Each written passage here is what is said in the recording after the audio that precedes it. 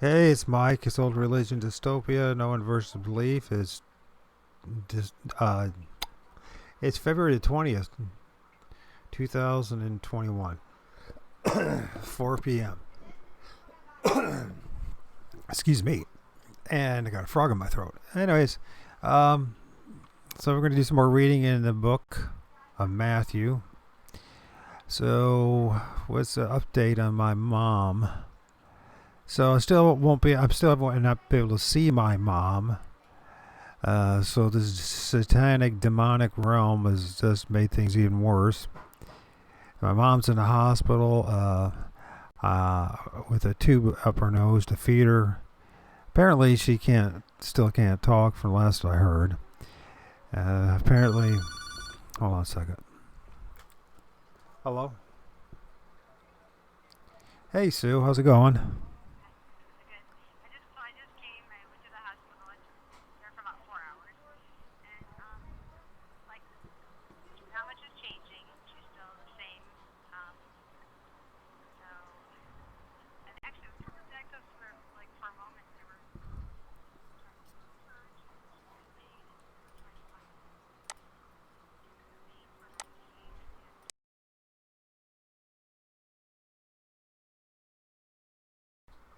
Hey, it's Mike. It's old Religion Dystopia. World for Lies. It's February 20th, 2021. There you go. 11:41 p.m. at night. I try to get into reading Mathew 22. I got involved in some of this cryptocurrency, and I've got some stuff like Monero. You might want to look into that. There's privacy coins. I don't know if it'll go anywhere. I hope it will, for my son's sake. I'm not hoping that I'll get much out of it. Anyways, just watching the volatility of it, and just watching, you're like, money go ooh, up and down, up and down. And you're like, oh my gosh, just like watching the $100 that was gained just go away just like that. But I don't know. We'll see what happens. Of course, then there's the Bitcoin thing that everyone's going nuts over. I got a couple small tokens, H bar, and stuff like that. I'm hoping that something will happen. And of course, you got your little bit of your. I don't have a lot. I mean, don't think I have more than, well, not very much. Let's just put it that way. I've been really trying very hard to save up some kind of savings for my son for the future, and figuring out what's going to be around and what will not, and it's kind of a crapshoot, anyways. But what's even a bigger crapshoot is to stick with the Wall Street and the banking system, because it's all going down, folks. When they talk about the Great Reset, they're not kidding. Everything is going down. Everything. This is how sick these people are. They don't want to share this world with the rest. Anyways, nothing's changed under the sun at all. And also, I don't know if I'll be able to share with you what I tried to do recording earlier today, and then my sister called, and because she's the only one who's able to see my mom at the hospital, because in their kindness and their so much caring for the rest of us, and oh my gosh, watch out for what we're not doing. Yeah, the old imaginary enemy. Lord knows you don't want to spread it throughout all the rest of the world. Apparently, hospital workers, though, even though they haven't received anything to vaccinate them or cause them to be immune to the imaginary virus, they haven't taken anything, somehow have magical superpowers, and they don't get infected. And it's funny listening to other people. I've listened to a couple people, and it's like people believe such nonsense. And the thicker you're in the nonsense, the BS, the more you're going to believe it. And cultified, indoctrinized, brainwashed. A culture full of, and I'm not much better than anyone else for that matter. To be honest with you, I mean, the struggle it takes to break free from the spell that we're all under is quite amazing, and it's amazing watching people. That was amazing. Absolutely amazing. But anyways, so their brilliance, their idea of what a good, just and right thing is to keep my mother in her last days from being with her family, because they want to protect everyone from the crony baloney. And then I wanted to remind you that my mom a couple weeks ago received their jab, their synthetic pathogen. And amazingly, she ends up having a stroke, and a major one. I'm not saying it wasn't going to happen sooner or later, but it seems awfully coincidental, like so many other folks. This synthetic pathogen, huh? As if these people really care about you and I. You know darn well they don't care about you and I.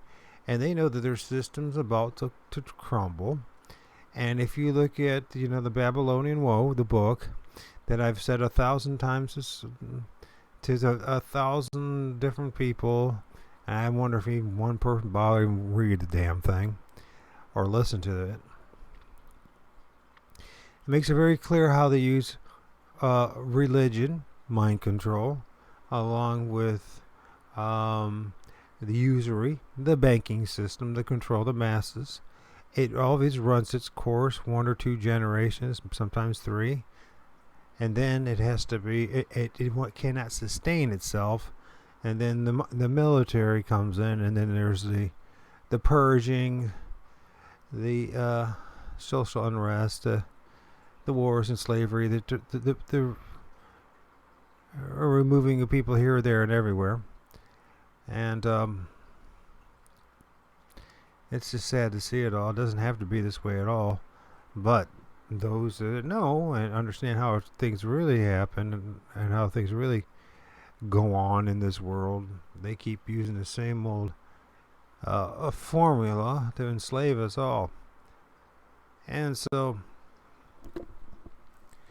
someone who comes from, well, let's be honest, one of the, all the major religions in this world, which are first Christendom and all those that claim to be that, then Islamism, and then it probably would be something in the line of something in the East, from the Eastern religions. And then, of course, then they got the synagogue of Satan. It's just disgusting, just being part of this world. It's like, it's so it's like when you're be lucky to find one person that you can possibly can have an intelligent, honest, truthful conversation. As of yet, I haven't found that person. A lot of people I've been around to who felt otherwise, but so let's get back to what the book says and not what everybody else says. Not what your pastors, your priests, your reverends, your bishops, your rabbis, your masters. All of this. This what this book says, for better or worse, whether you believe it or not. This is but this book says that everyone says as they claim to be of the truth. Personally, I believe that the truth is Jesus and nothing else. So Jesus answered, spake unto them again by a parable, and said, the kingdom of heaven is like unto a certain king,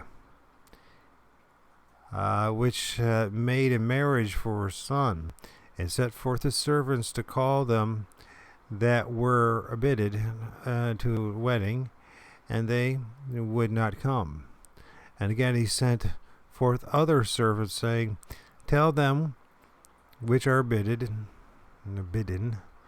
Behold, I have prepared my dinner. My oxen and my fatlings are killed, and all things are ready. Come unto the marriage. But they made light of it, and went their ways, and one to his farm, and another to his merchandise. And Abimelech took his servant, and treated them spitefully, and slew them. But when the king heard thereof, he was wroth, and he set forth his armies, and destroyed those murderers, and burned up their city. Then saith he to his servants, The wedding is ready, but they which were bidden were not worthy.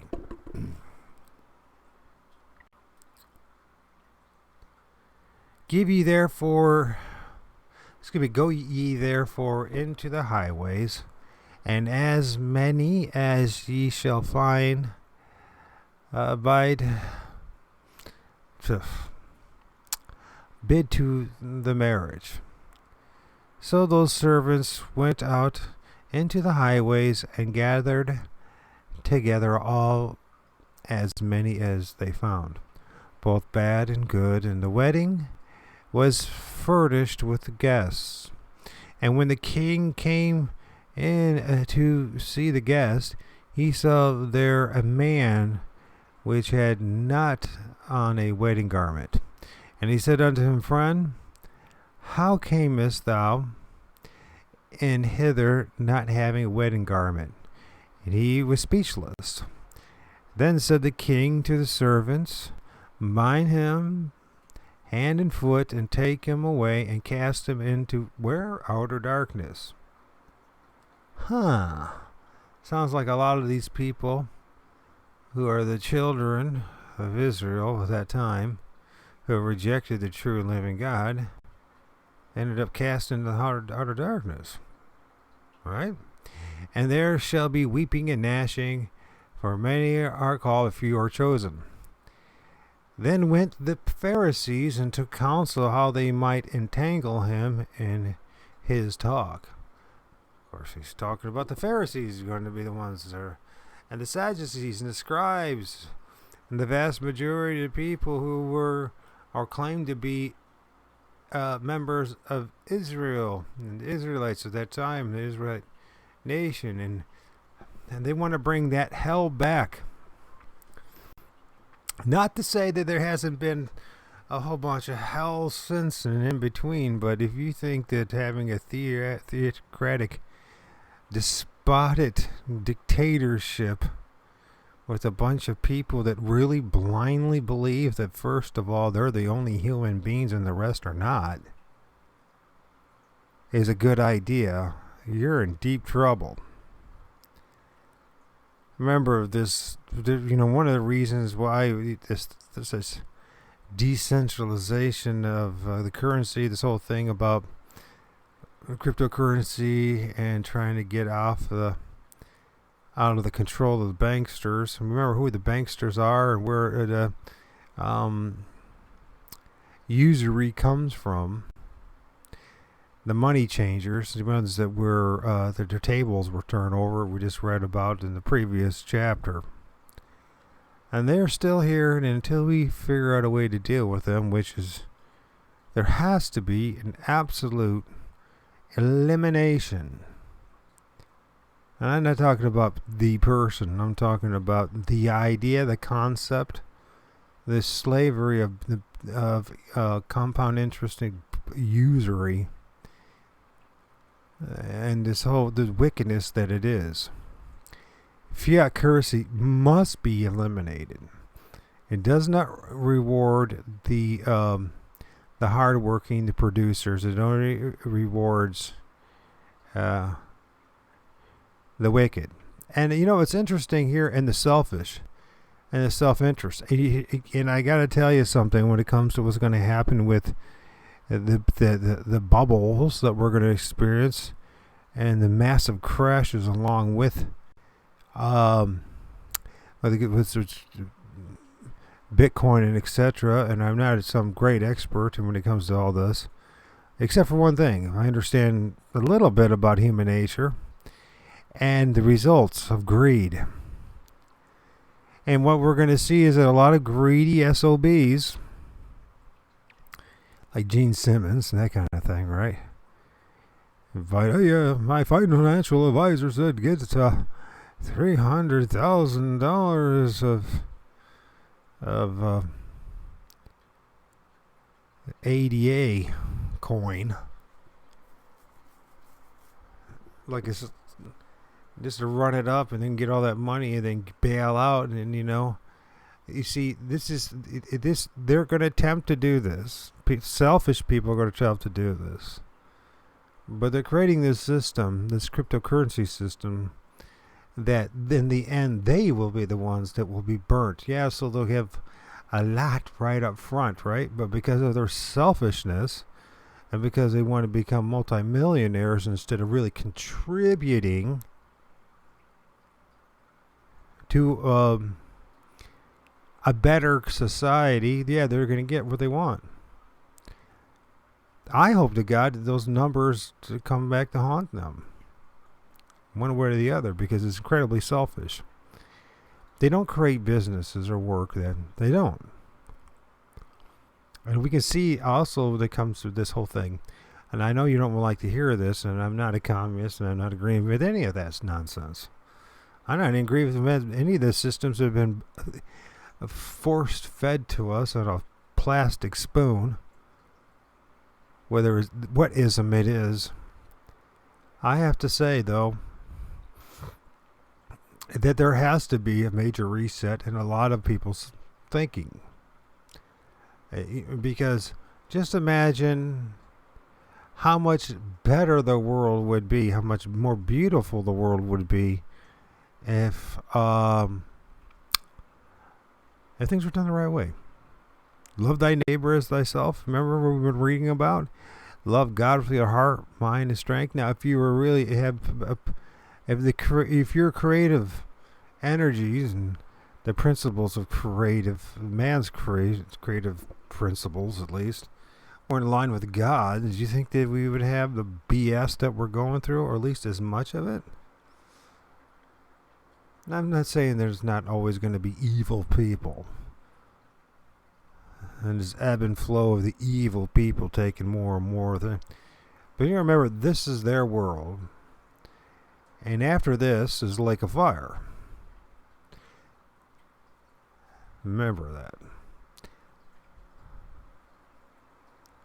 Remember that. Now, so the other thing as we go on with this readings and stuff, remember it talks about Peter and Jesus, and he said, we're going to get into some more of this, right? Render therefore unto Caesar the things which are Caesar, and unto God the things which are God's.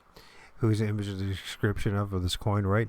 Show me the tribute money, and they that brought it unto him its penny. Now let's remember something. In this Bible, in this New Testament, it says over and over again that these people, the Sadducees, the Pharisees, the people of Israel, had only one king, and it wasn't Jesus. It had nothing to do with the Messiah coming or going.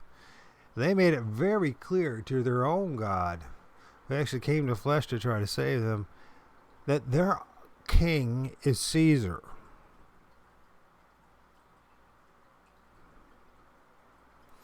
These are the same people who love of power and the love of this unholy alliance between the synagogue of Satan and Luciferians have caused nothing but misery in this world, not progress. There's no evidence at all that 500 years ago, when the world was not under the law of men from Europe, Eurasia, and the Middle East, that things were worse. There's no proof of that. In fact, they made a damn good attempt to wipe out just about everything and anything of the past history so that we could make any kind of comparison. Think it through.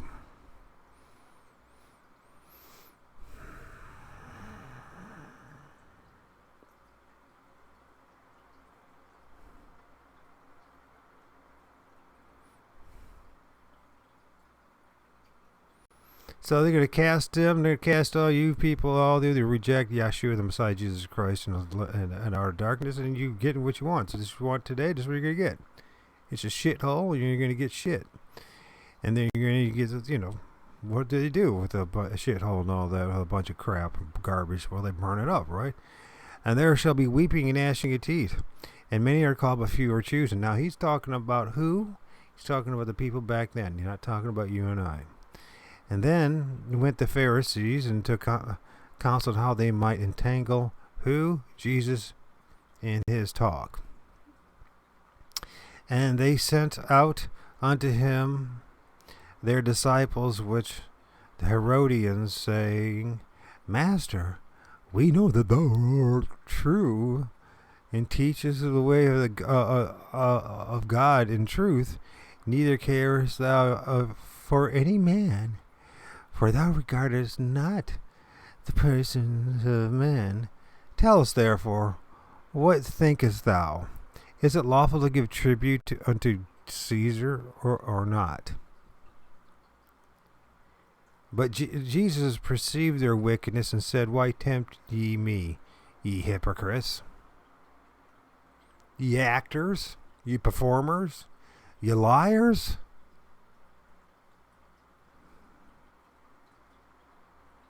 This is what we get when we have hypocrites that lead us. Look at 2021, and look what's only going to it's only going to get worse, folks. The moment you stop take your head out of the sand and look and really see what's going on around, you're in deep shit. And your community is, your neighbors are, and you think you got any hope outside of God. And you think that at this time, don't make the mistake of running to pastors and priests and rabbis and ministers and men that want to be called fathers and all that other nonsense. You better run to God.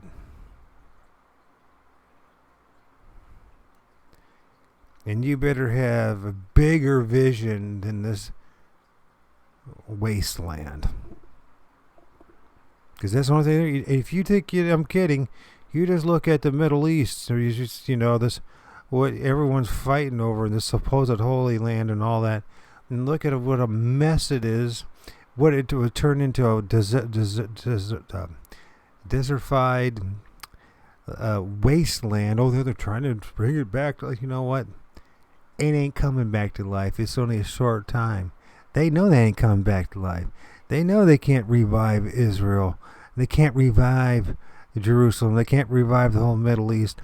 They made a mess out of it. There's no reviving it at all. Just the illusion. Maybe you're temporary. Maybe you're putting a band-aid on that God-forsaken place called the Middle East, in Asia Minor, in North Africa. But it's not gonna be revived. What you should, and everyone else should, just like Chernobyl. Just think about, Chernobyl and nuclear weapons and nuclear explosions. There's a nuclear reactive meltdown, and it's going to be half-life of 10,000 years and radioactive isotopes. You'll never be able to, any life would ever be there, and there'll be two-headed wolves walking around and etc. and bison, and it turns out there's none of that. And in fact, this is just amazingly wonderful. Now, compared to whatever's around them at this point. Now, if you look at what happened, in the Middle East, they say, here, we're going to fight. We'll give us back our Holy Land. We'll prove to the whole world that we don't ruin things. We can restore it. They ain't restoring anything. The only thing they're able to do is build a bunch of frickin' townships and cities, and there's more huts and more just buildings, and you have to go around killing everybody, but they still can't produce what they need. That place is a shithole. They created that shithole. They created the shithole in the North Africa. and throughout all of the Middle East. And when I say they, don't be so mistaken as to think you know who they are. But I'm going to tell you something. Nothing that's going on in the Middle East, not a thing, is biblical. Not one thing. Not in the Old Testament or the New Testament. And they know this. They had to conjure up a whole new thing.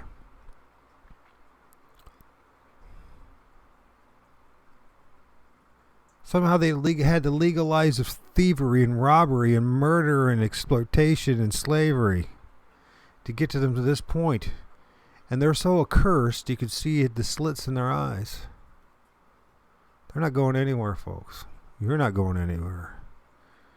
Either you stand up from evil for once in your life as a people, as neighbors, and who love God, God Almighty, Yeshua the Messiah, Jesus Christ, the one who came to save all mankind and had done so and fulfilled all things, or not.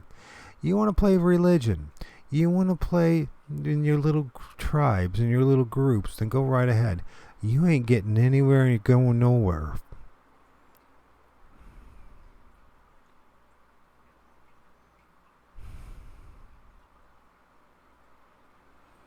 So you see how this manipulative these Herodians are.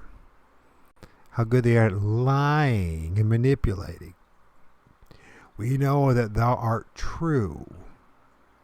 Well, if they knew that it was true, and they teach us the way of God in truth, then why aren't they following him? Neither carest thou for any man, for thou regardest not the person of men. Tell us, therefore, what thinkest thou? Is it lawful to give tribute unto Caesar or not? And Jesus perceived their wickedness. And these are the same people that said, we have no king but one, Caesar. And they were the high priest of who and where? And they've been accursed ever since because they won't back down. They won't repent. Why tempt ye me, ye hypocrites? Show me the tribute money. And they brought unto him a penny. And he saith unto them, who is this image in a subscription? Or superscription? Subscription. And they say unto him, Caesar, yea, yea. And you think that Caesar went away, people, you have no understanding of your world at all. And then saith he unto them, render therefore unto Caesar the things which are Caesar's, and unto God the things that are God's.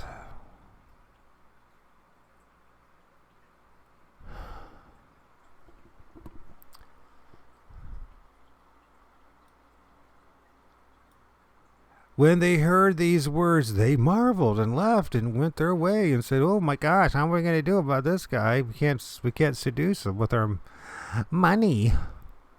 And the same day came to him the Sadducees, the sad douchebags, which say that there is no resurrection, and asked him, saying, Master, Moses said, if a man die, having no children, his brother shall marry his wife, and raise up the seed unto his brother. Now, there were with us 7 brethren. Then the first, when he had married a wife, deceased, and having no issue, left his wife unto his brother. And that's just starting to get disgusting at this point. And likewise the second also, and the third unto the 7th. And you got to remember, these are these type of people. And these are the people that are running the banking system and your politics. I hate to tell you this, but like 70+% of all the people that are supposedly in Biden's cabinet and all that come from this certain group of people, the synagogue of Satan. If you think anything good's going to happen from any of this, you're wrong. Mind you, it wouldn't matter in the end of the day if it was 70% of some other group too. Because as long as they control the money, they don't care what puppets they put in there, because that's all they are, is puppets. This system has to come down. It has to crash. And then unfortunately there's going to have to be a lot of pain that a lot of us are going to have to suffer because of the wickedness of men. And in particular the wickedness of those men and women who claim to be our leaders. And that's their responsibility for the reason why the vast majority of the population of this world has received nothing more than a slave's education. Nothing more than empty promises and shallow hopes and empty dreams. You, if whatever politician, whatever bankster, whatever mega whatever businessmen, whatever you want to call it, I call you bank robbers myself, burglars, liars, grabblers,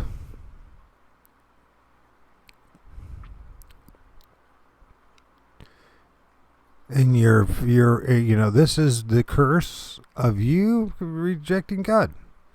This place could be a million times better. A million times better. And anybody who's honest in their thinking knows this.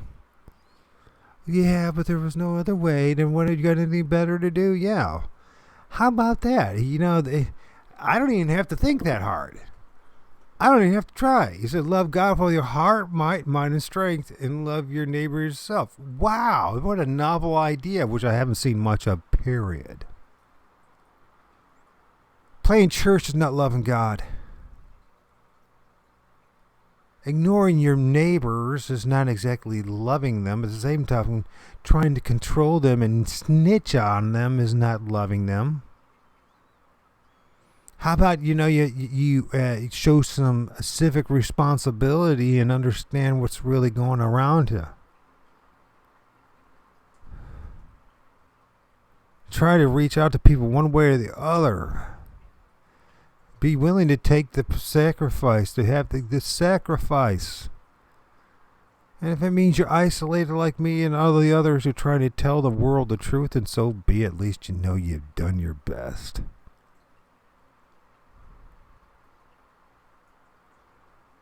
You can't force your neighbors to follow the truth. You can just offer them that seed of truth, and maybe it will blossom. And if it doesn't, it doesn't. There ain't a thing you can do about it. That's between them and their Lord, and the spiritual realm around them. And most people will go after trinkets because we're pathetic. I think I'll stop right there for now because it's just making me upset. I guess I'm upset. Seeing what the heck they're doing to my mom, doing it to my family. They're heartless son of a bitches is what they are. Every day I lose more and more of my respect for my doctors, politicians, banksters, my business, the leaders in my community, politicians, pastors, priests, all people of any kind of position of authority. I've lost so much respect for anything. I didn't have much to begin with at this point, but I really don't believe in any of you now. You're really just a bunch of clowns. You are the clowns. When I look and see Biden, I see a clown. When I look at Adam Schiff, I see a clown. It goes on and on and on. I just clown after clown. I'm going to see a Klaus Schwab, I see a clown. When I see Bill Gates, I see a clown. I don't even see men. I see clowns. They're not even men.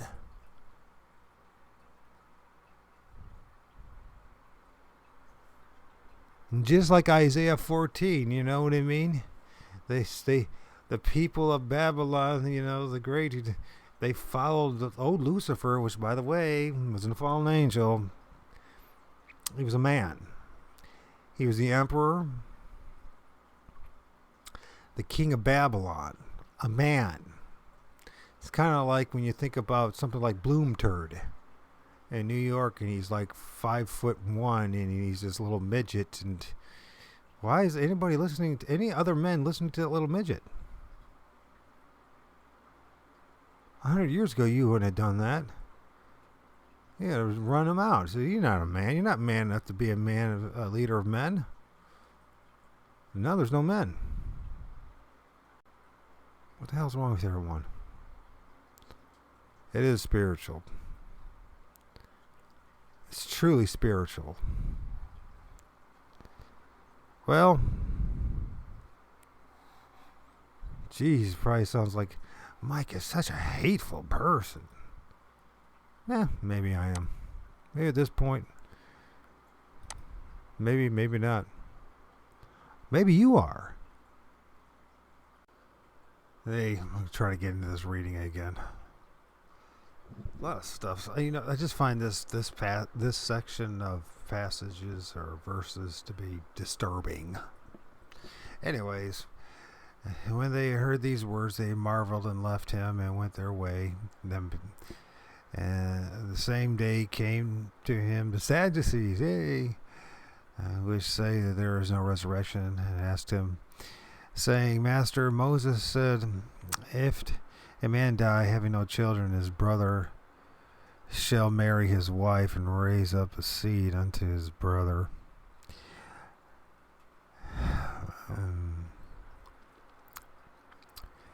Now there were with us 7 brethren, and the first, when he had married a wife deceased, having no issue, left his wife unto his brother, which is just disgusting. I'm sorry.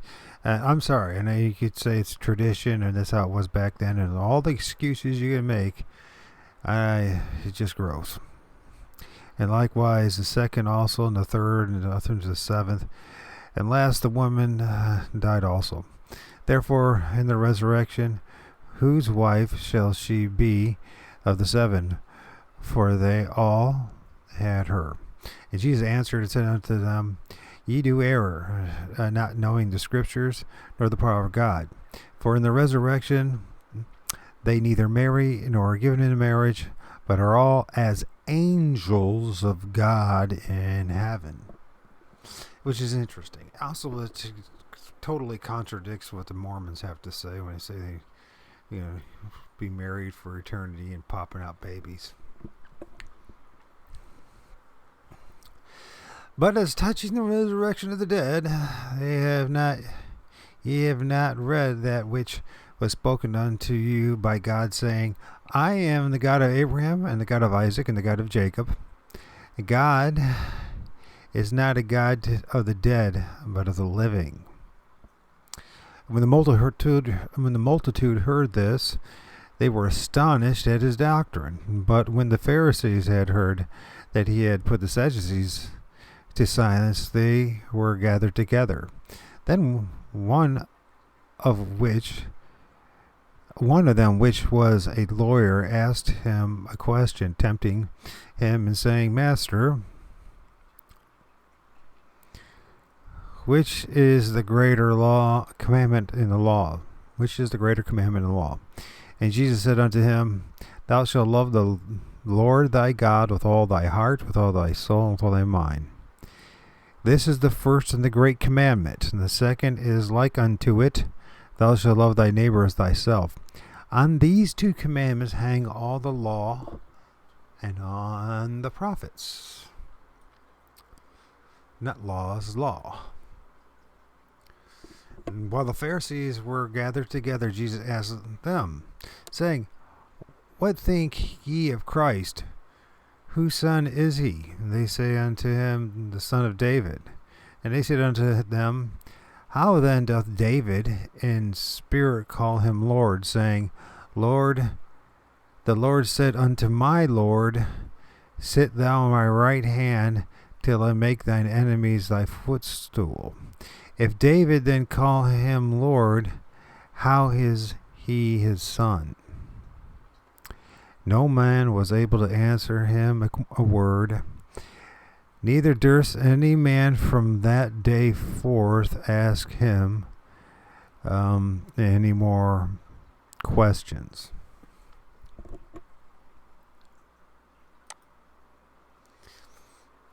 Now it's really going to kick in with some pretty interesting stuff in my book. This is chapter 23 of Mathew. And then spake Jesus to the multitude and his disciples, saying, the scribes and the Pharisees sit in Moses' seat. All therefore whatsoever they bid you, observe. That observe and do. But do not ye after their works, for they say and do not. For they bind heavy burdens and grievous to be borne, and lay them on men's shoulders, but they themselves will not move them with one of their fingers. But all their works they do for to be seen of men.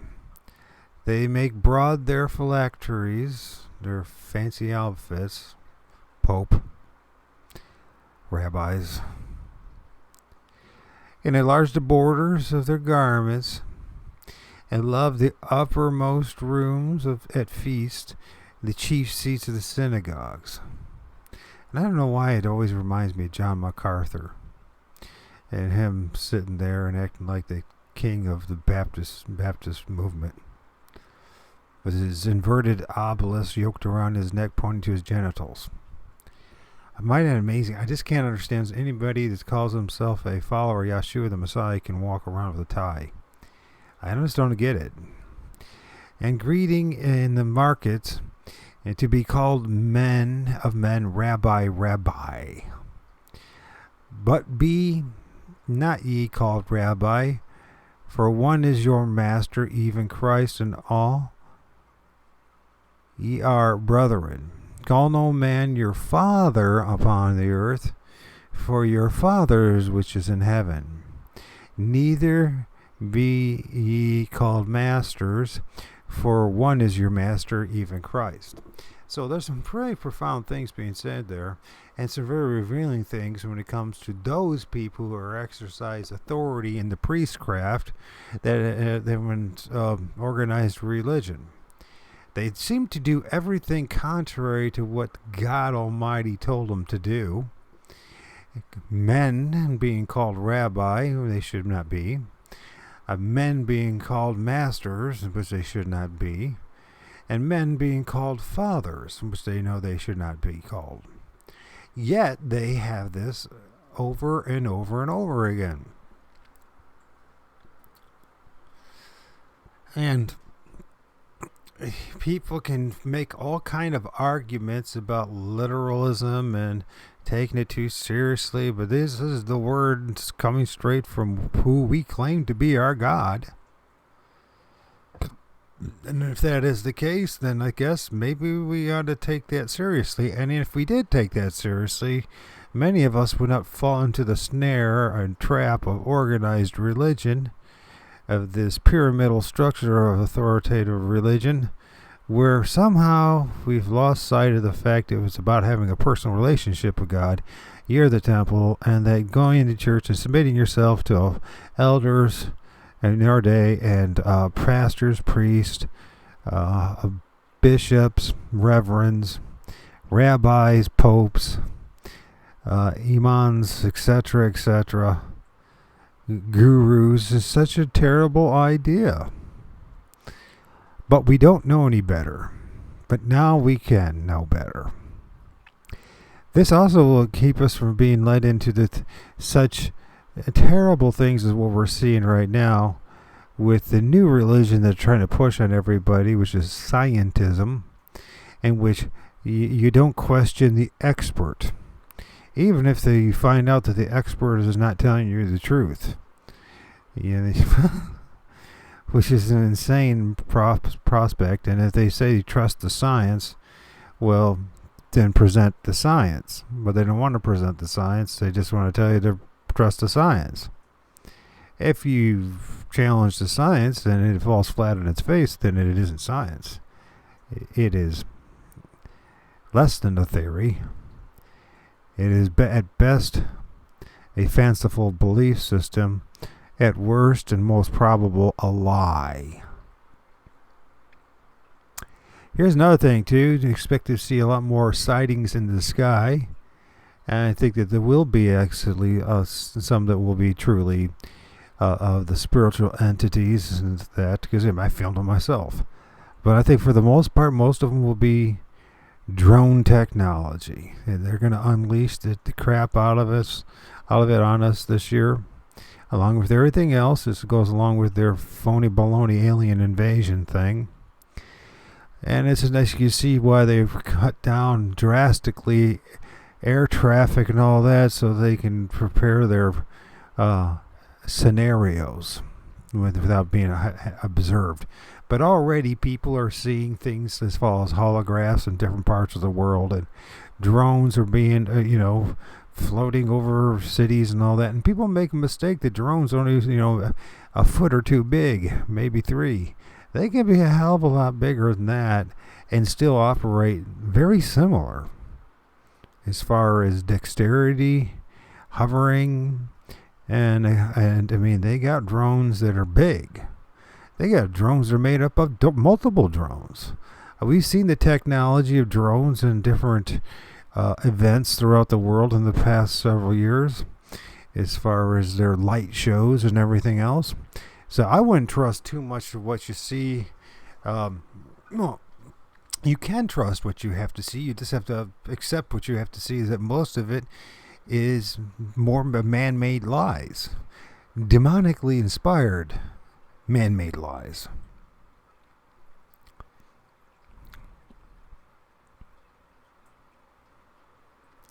So anyways, it says, neither be ye called masters, for one is your master, even Christ, Yeshua the Messiah, Jesus Christ. I added that. But he that is the greatest among you, you shall be your servant. And whosoever, okay, let's try this again. But he that is the greatest among you shall be your servant. And whosoever shall exalt himself shall be abased. And he that shall humble himself shall be exalted. But woe unto you, scribes and Pharisees, hypocrites, actors, performers, for ye shut up the kingdom of heaven against men. For ye neither go in yourselves, neither suffer ye them that are entering to go in. And this is a very interesting thing. When you go into the kingdom of heaven, what is that? And a lot of people say it's all simply just about how the rituals, rites, performances, sacraments, etc., that the priests and the Pharisees and etc. did in the temples and the synagogues and blah, blah, blah, and it's all just simply more about man-made religion. And truly there is a point to that. But I also believe that because of man-made religion and rites and rituals and sacraments, and submitting to men who call themselves masters and fathers and rabbis, that one denies themselves and doesn't even realize it, that personal relationship with God, uno, one with one, Jesus plus nothing, just you and Jesus. And they can't compensate for that. They can't fix that. They can't remedy that. They can't control it, except keep you from entering into having that personal relationship with God in the first place. Woe unto you, scribes and Pharisees and hypocrites, for you devour widows' houses for the pretense of making long prayer. Therefore ye shall receive greater damnation. And they sure to hell did, folks, and they still are having that happen. You've got to remember that these people that are in today pretending to be acting, performers, hypocrites, the Pharisees and Sadducees of our day, and there are many different forms, are just that. Performers, liars, deceivers. They won't admit that. There's no way in hell they're going to admit that. But if you follow Jesus first and you really believe what he has to say, eventually you're going to come to that just realization that that is the case. Woe unto you, scribes and Pharisees and hypocrites, For ye compass sea and land to make one proselyte, and when he is made, ye make him twofold more the child of hell than yourselves. And this reminds me when I was a young man and went on and strongly and endlessly encouraged to go on a Mormon mission, because I figured that was the only option I had. And I'm glad I went for certain reasons, and there's a lot of reasons I'm not glad. One thing is, truly, pushing that false doctrine just made me more demon-possessed and confused because of it. A child of hell, but at this point it would be a child of the lake of fire, since Jesus conquered hell, as we will continue to read and find out again. Woe unto you, ye blind guides, which say, whosoever shall swear by the temple, it is nothing, but whosoever shall swear by the gold of the temple, he is a debtor. Ye fools and blind, for whether is greater, the gold or the temple that sacrifices the gold? Who's the temple really? It's the people, the person. And whosoever shall swear, and by the way, and also the gold thing is such a big thing, and it's such a big deal thing, and it's even from the beginning of Genesis, because it's a big thing, and towards the end of this whole story is because where heaven and earth met in the Jewish culture and religion and society at that time was the temple in Jerusalem, and guess what? It was covered in gold, and they had to have a lot of frickin' gold to do that. And there's a point by that all, and that is about the valuing of the gold. And maybe one of the good things that may happen from this Bitcoin stuff and all that other jazz because of cryptocurrency is that the lust for this thing called gold will end. The greediness of holding on to it may end, and its value may end and finally be put in its proper place. A metal that's better used for other things than coating a temple made of gold, or just to make silly men, demon-possessed men, self-centered men think that they have it all because they possess all the gold. If that could be taken away, if decentralization could be taken away of this thing called usury, you might find some break away from some of that wickedness. Hence, you see also what's going on too with their battling of electricity, electrical grids, with this whole thing is Klaus Schwab said about that there would be a cyber attacks. And there will be cyber attacks, and we see what just happened, and things that mimic that, by the way. Now, did we not hear somewhere in Texas that there was some kind of cyber attack in some government facility a month or two ago? And now, amazingly, with all this, they get hammered with all this snow. We all get hammered with all this snow. And we should know by now, whether you have any insights, and if you've paid attention at all to the sky, and you're my age, and you're half a century old, and you remember when there wasn't a bunch of lines in the sky, and you decided to study about things like geoengineering and atmospheric, this, that, and the other, that, they can alter the weather, and they can make it worse or better. They can make things to be a drought, or make it rain more than it normally does. Weather has become a weapon against the people. God's people. Why? Because the people that are ruling this world are demon-possessed. You might say, that's just being simplistic, or you're just being religious. I hate to tell you this, I'm not. I don't believe in religion, I do believe in God. I do know the fact that the spiritual realm is real, and so do these people. And what they convinced you is that it's not real. And what's happened, why are they the way they are, is because they're demon-possessed. Generations of cursed people. And you know what? The most cursed of them are? They're the people that are always presented to you onto their Jesuit-controlled theater and their stage. Whether it's a president or an actor, it doesn't matter. They're all actors, right? They're all hypocrites. Whether it's some famous rabbi or some famous lawyer or this, that, or the other, some famous Well, I don't even know what you call it. Bill Gates is just basically a troglodyte pretending to be a billionaire. I don't believe for one moment that man created his billions on his own.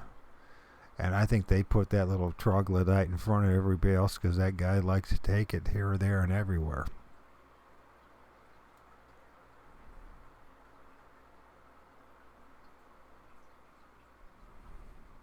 Yes, I do.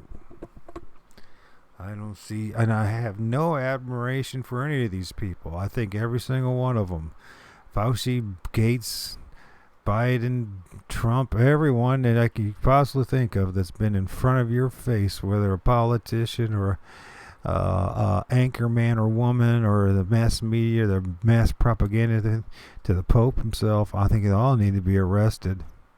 They're the ones that need to go to their freaking concentration camps to be re-educated. But unfortunately, that's not how it's going to work. Most likely. Unless God chooses that that's the way it's going to be. I should rephrase it. Maybe God is going to choose it to be that way in the end. Who knows? But a lot of people have to suffer and die until they wake up to the fact that how disconnected to reality you really are. The only answer to any of this crap is Jesus. That's it. And I know you don't even want to hear that, but that's just the way it always is. It always has been. You're not the first one not to hear this, and you won't be the last one to not to want to hear this. But you don't have a better answer. You don't.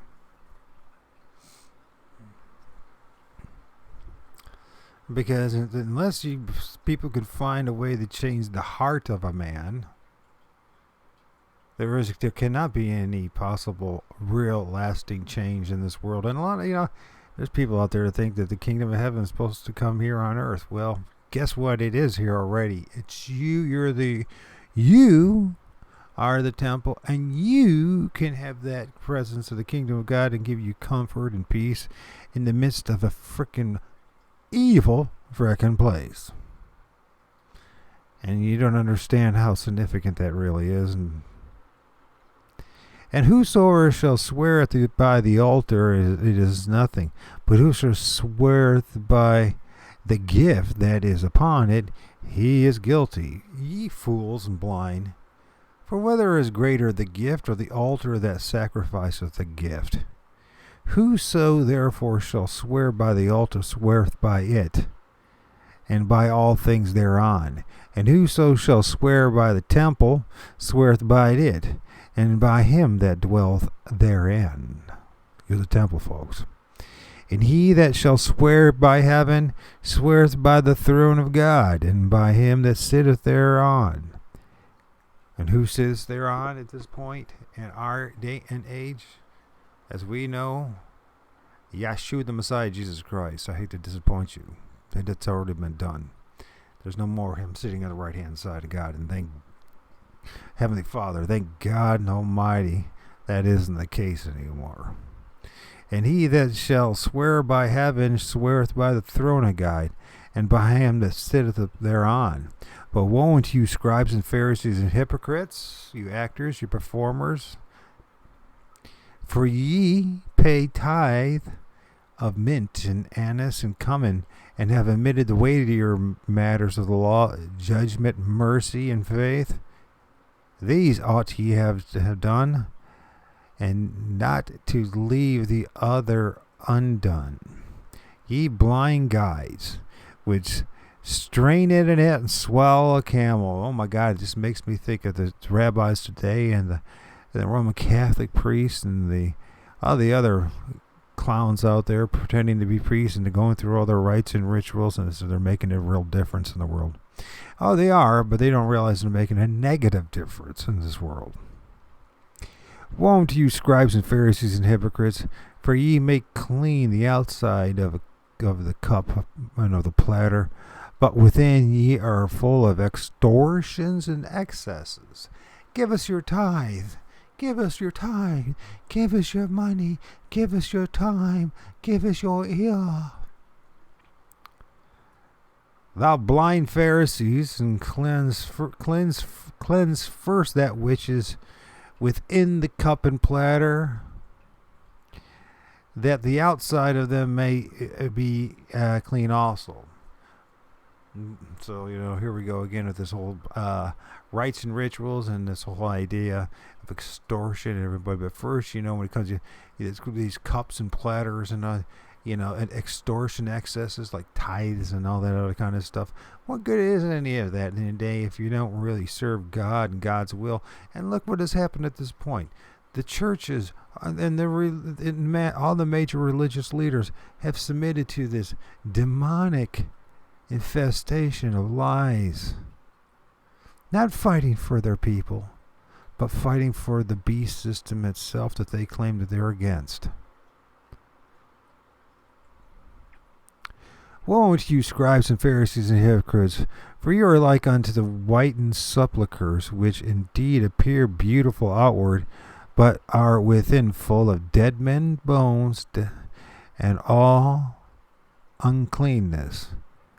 Even so ye also outwardly appear righteous unto men, but within ye are full of hypocrisy and iniquities. You're a bunch of perverts and pedophiles and liars and thieves.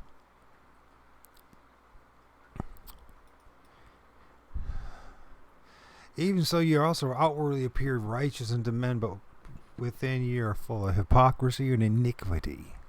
Woe unto you, scribes and Pharisees, and you hypocrites, you performers, you actors, because ye build the tombs of the prophets and garnish the sepulchre of the righteous, and say, if we had been in the days of our fathers, we would not have been partakers with them in the blood of the prophets. Wherefore ye be witnesses unto yourselves, that ye are the children of them which killed the prophets. Fill ye up within the measure of your fathers. Ye serpents, ye generation of vipers, how can ye escape the damnation of hell? These men are so righteous, so much better than those people, that they couldn't recognize God when He's standing right in front of them. Wherefore, behold, I sent unto you prophets and wise men and scribes, and some of them ye shall kill and crucify, and some of them shall ye scourge in your synagogues, and persecute them from city to city, that upon you may come all the righteous blood shed upon the earth, from the blood of the righteous Abel unto the blood of Zacharias the son of Barachias, whom ye slew between the temple and the altar. That don't sound too good. Verily I say unto you, all these things shall come upon when, where, how? This generation. Which generation? The generation in which Jesus was walking on the earth. God Almighty was in their presence. They're going to have all this damnation. They're going to be judged. O Jerusalem, thou that killest the prophets and stonest that which are sent unto thee. How often would I have gathered thy children together, even as a hen gathereth her chickens under her wings, and ye would not. Behold, your house is left what? Unto you desolate. That sounds an awful lot like your things you might see in the earlier prophecies in the Old Testament and in the book of Revelation, eh? For I say unto you, ye shall neither see me henceforth till ye shall say, blessed is he that what? Cometh in the name of the Lord. And what did Jesus say? A few chapters before, in chapter 16, that there still be some of his apostles standing when he returned with his angels.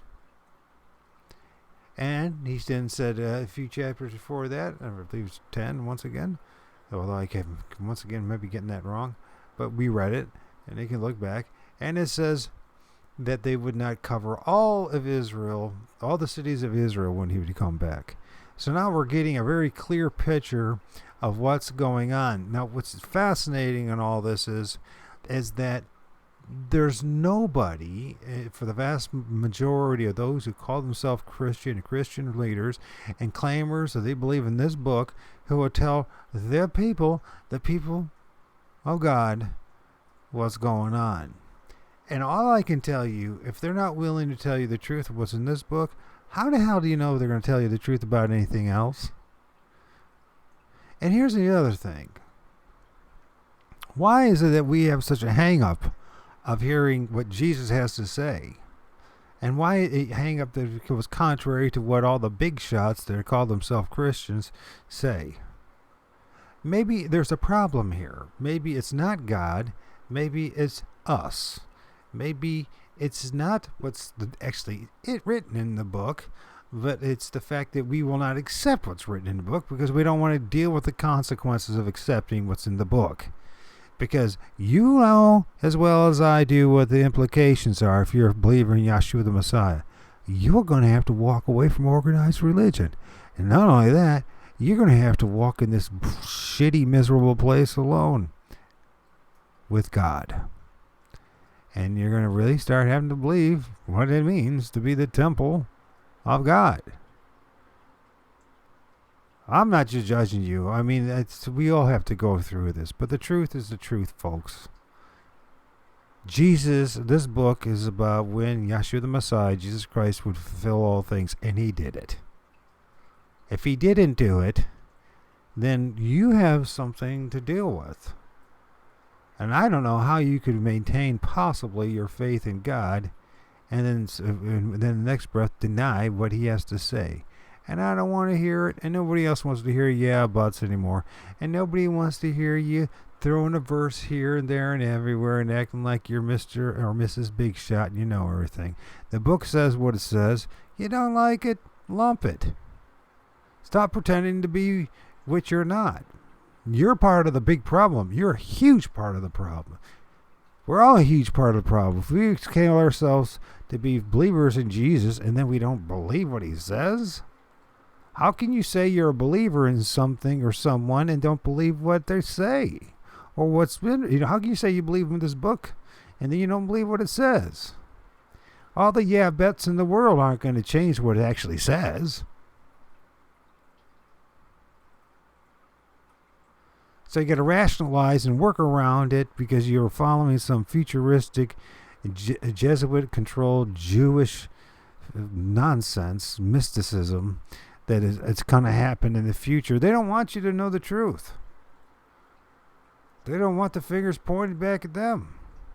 Who does? Then those slit eyes start popping up. Ooh. Because when he calls them generation of vipers, he's not kidding.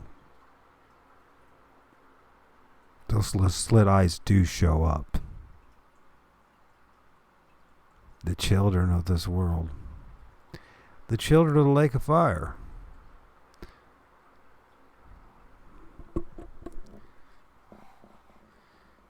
When you see it, then you believe it.